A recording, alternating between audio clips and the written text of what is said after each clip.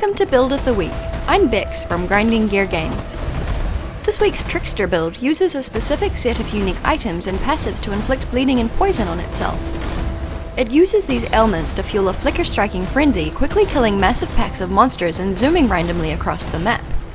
Your main attack for this build is Flicker Strike, which normally has a cooldown. This cooldown can be bypassed if you have a frenzy charge. The unique boots, the Red Trail, give you a frenzy charge if you hit an enemy while bleeding and also increase the chance that you'll start bleeding when you get hit.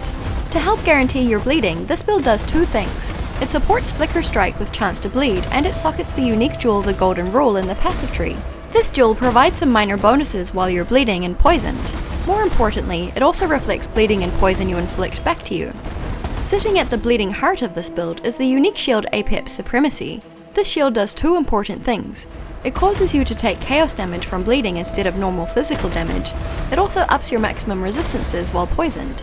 It does come with some downsides though. It makes the poisons on you last longer and makes you more likely to be poisoned.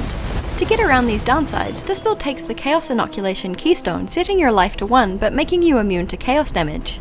That means while Apex Supremacy is equipped, you don't take any damage from bleeding or poison. Now both of those ailments are purely beneficial to you. Magic.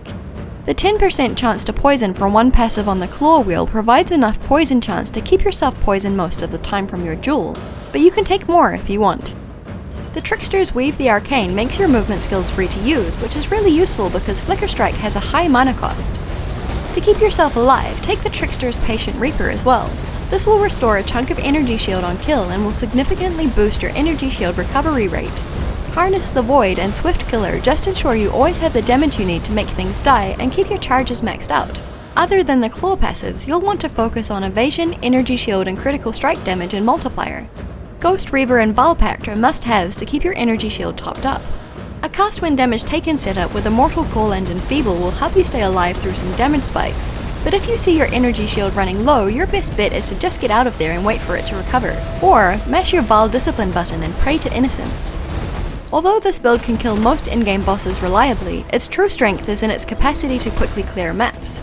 Once you get your bleeding and poisons on you, you just need to hold down your Flicker Strike and bounce your way between packs of monsters. These are all of the unique items you'll want for this build in order of importance and how difficult it might be to find them or buy them from other players. These are the gems you'll need. These should be very simple to acquire. If you're interested, here are the microtransactions the character in this episode is wearing.